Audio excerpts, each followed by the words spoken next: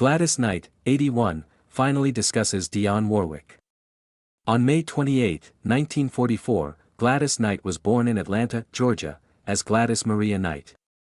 From a young age, her innate talents were fostered by her close-knit musical family. Knight, who won the talent competition on Ted Mack's inaugural Amateur Hour, impressed the judges with her emotional depth and crystalline tone at the age of 7, demonstrating a vocal maturity much beyond her years. Her family was aware of her passion in addition to her talent.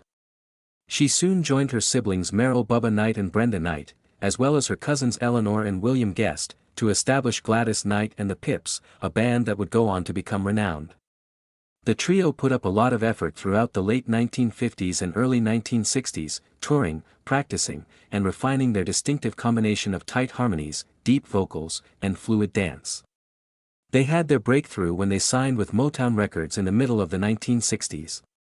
They produced blockbuster after hit, such as I Heard It Through the Grapevine, which featured Knight's strong gospel-infused vocals and became a landmark song in both her career and Motown history.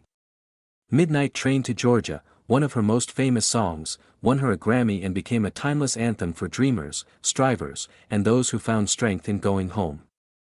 This was in contrast to many other artists who found it difficult to keep their sound in an era of rapid musical evolution. Knight established a strong solo career that cemented her status as one of the finest vocalists of all time in addition to her incredible success with the Pips. She performed in a variety of genres, from pop and gospel to soul and R&B, bringing both technical mastery and emotional honesty to each performance. Millions found solace and motivation in her warm, deep voice, which was infused with life experience. Songs like If I Were Your Woman, License to Kill, and Love Overboard, which are featured in the James Bond movie, demonstrate her remarkable ability to combine strength and tenderness to create music that is both big and intimate. Knight's artistry developed further throughout the years. She successfully navigated and transitioned between adult contemporary, gospel, R&B, soul, and R&B hits like Save the Overtime for Me, and her Grammy-winning gospel album, Heaven, Help Us All, highlighted her career in the 1980s and 1990s, proving her durability in a constantly evolving business. Her genuineness, her dazzling stage presence, and the ageless purity of her voice kept listeners loyal even as musical trends changed. Knight demonstrated her talent as an actor and performer in movies, TV series, and theater projects in addition to her musical career. She became a beloved personality outside of the music industry due to her charismatic, self-assured, and heartfelt appearance. Artists including Aretha Franklin, Whitney Houston, Mary J. Blige, Beyoncé, Jennifer Hudson, and many more have cited her as a foundational force in soul and R&B. She became a cultural icon whose influence extended across generations. Knight's personal story is proof of perseverance, faith, and fortitude. She had to deal with personal grief, family obligations, and barriers in her work. But she always came out with poise and resolve. In addition to her vocal prowess, her journey into gospel music, which culminated in a Grammy-winning gospel album, also demonstrated her spiritual foundation and dedication to using her art to improve others. She maintained a strong connection to her heritage, her family, and her principles while achieving international fame, and she carried herself with appreciation and humility. In addition to her 7 Grammy Awards, numerous honors, and admission into the Rock and Roll Hall of Fame, Gladys Knight's legacy is what really sets her apart. An enduring legacy based on genuineness, emotional truth, and the capacity to move people. The most significant events in life, celebrations, heartbreaks, victories, and introspection, have been interwoven with her music. Few artists have had such a significant and enduring influence. Gladys Knight bravely ventured into the world of film in 1976, leaving the recording studio. Making her film debut as an actress in Pipe Dreams. Knight captivated fans in a completely new way when she took on the lead role, bringing with her the same emotional depth, charisma, and presence that had made her a music superstar. She was nominated for the Golden Globe Award for New Star of the Year, Actress, as a result of her outstanding performance, demonstrating that she had acting skills in addition to singing. Knight's career reached a major turning point when she was recognized early in Hollywood, demonstrating her ability to excel both on stage and television. With a minor but significant role in Hollywood Homicide, a murder thriller starring Josh Hartnett and Harrison Ford, Knight would make another noteworthy movie cameo decades later in 2003. Despite the short duration of her role, her undeniable presence reminded viewers of her continuing star power and adaptability while adding a sense of elegance and gravitas. Knight's ability to switch between acting and singing with ease demonstrated not only her aptitude but also her unwavering dedication to pursuing new artistic endeavors. Tyler Perry's 2009 film adaptation of one of his popular stage pieces, I Can Do Bad All By Myself, marked Knight's comeback to the big screen. She performed a moving rendition of her well-known song, The Need to Be, from her 1974 album, I Feel a Song, in addition to showcasing her acting skills in the film. A potent reminder of Knight's remarkable career longevity and her capacity to move people of all ages was provided by this instance. Knight made a performance that was both nostalgic and new by fusing her musical genius with her cinematic presence. This helped to connect her previous successes with modern audiences and made a lasting impression on the music and film industries. When 16-year-old Gladys Knight married her Atlanta high school boyfriend, local musician James "Jimmy" Newman, in 1960, at the start of a decade that would soon change American music, she made a daring move into adulthood. Both hope and grief greeted their fledgling marriage. Early miscarriage was a painful ordeal for the couple, which tried their fortitude but ultimately strengthened their bond. Their daughter, Kenya Maria Newman, was born in 1963, and their son, James "Jimmy" Gaston Newman III, was born in 1962. Joy soon returned to their life. The whole family moved to Detroit in the early 1960s, when Motown magic was roiling, as Gladys' ability bloomed and the Pips gained momentum.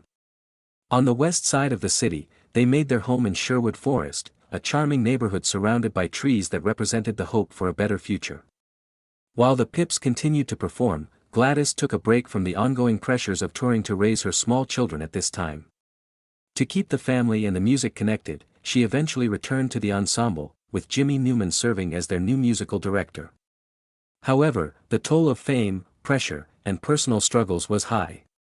Newman's battle with heroin addiction gradually caused their marriage to fall apart. He left the family while Gladys was only 20 years old, although the pair was still legally married for over 10 years. After 7 arduous years of being apart, which were characterized by emotional detachment, efforts at reconciliation, and the strain of raising children alone, they eventually got divorced in 1973. Just a few years later, Newman died, leaving behind a complicated legacy of heartache, music, and love. In 1974, a year after the divorce, Gladys remarried to Barry Hankerson, a Detroit businessman who would go on to establish the important Black Ground Records. On August 1, 1976, Shauna Ali Hankerson, their son, was born as a result of their union. The family moved to Las Vegas about 1977 in search of better prospects and a new beginning. However, the marriage ended in divorce in 1979, despite their bright beginnings.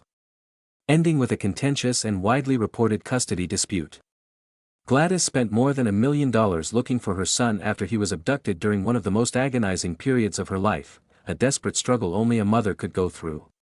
Years later, in 1995, she wed Les Brown, a well-known television personality and motivational speaker. Despite a time of inspiration and support for one another, their partnership eventually proved to be unworkable, and they separated in 1997. When Gladys married William McDowell in 2001, she discovered true love. His grounded nature and shared commitment to community offered Gladys a newfound sense of tranquility. Together, they have a sizable and diverse family with 10 great-grandchildren and 17 grandchildren, an extended heritage based on love, resiliency, and solidarity. McDowell now resides in Fairview, North Carolina, close to their joint historic community center, the former Reynolds High School in Canton, where McDowell attended school. Their mutual dedication to conserving local history and uniting people is a reflection of the principles that have steered Gladys Knight through each phase of her extraordinary life. Gladys Knight, who has long been hailed as the Empress of Soul and is considered by many to be one of the most dignified and resilient voices in American music, has now shared details about her longtime friend and fellow superstar, Dionne Warwick, at the age of 81. Fans and journalists have sensed an unspoken bond between the two powerful vocalists for decades. They shared stages all over the world, rose to fame at the same time, and handled the turbulent waters of the entertainment business with poise, tenacity, and unmistakable star power. However, up until now, they have hardly discussed Warwick in depth despite having parallel occupations. Knight reflects on a connection that has lasted more than 50 years and characterizes it as one of mutual respect, admiration, and a profound knowledge of what it means to be a black woman leaving a legacy at a company that sometimes hasn't accommodated them. Dionne and I had to fight for every opportunity when we first came up, she says. We all felt like we had won when one of us prevailed. I've always admired that quality in her. Her power, her grace, and her capacity to remain loyal to herself in the face of adversity. Knight continues by discussing her first live encounter with Warwick. She recalls being in backstage. Warwick's voice floated above the audience with a clarity that enthralled everyone in the room as they listened to her effortlessly move between tunes. That's when I realized she was unique. You had to pay attention before Dionne ever sang a note because of her calm assurance and presence. It was magical as she parted her lips. According to Knight, she carried that memory with her throughout her career. As the years have gone by, at award events, charity galas, TV specials, and iconic concert lineups that included some of the best vocalists of their day, the two women met. However, Knight stresses that it was more than just their shared attention that brought them together. People sometimes don't realize how much strain we were under back then. Traveling, scrutinizing, and comparing all the time. If you weren't careful, it might wear you out. However, Dionne handled it so gracefully. She was always ready with a joke, a smile, or a nice comment when I saw her. She eased the burden that we all bore. Knight also responds to the long-standing rumor that they were rivals. The idea makes her laugh. Allow me to share with you. Dionne and I never faced off. I respected her. She was respected by me. She earned every bit of her success, and there is space for all of us. She is among the best vocalists to have ever lived. That is inspiration rather than rivalry. She becomes even more emotional towards the end of her reflection, speaking not as an icon but rather as a woman who has lived long enough to value the relationships that have persisted. When you look back at this age, you see how crucial it is to honor individuals while they are still living. I'm thankful for Dionne, who is my musical sister. We are appreciative of her gift, her sacrifice, and the way she paved the way for all singers who followed. In addition to paying tribute to Dionne Warwick, Gladys Knight's long-awaited remarks provide listeners with an insight into the deep, frequently overlooked sisterhood among the women who influenced contemporary music. Knight sees this occasion as more than just a memorial. It serves as a reminder that every great voice has a companion who is familiar with the path. A life based on song, the sacrifice and the victory.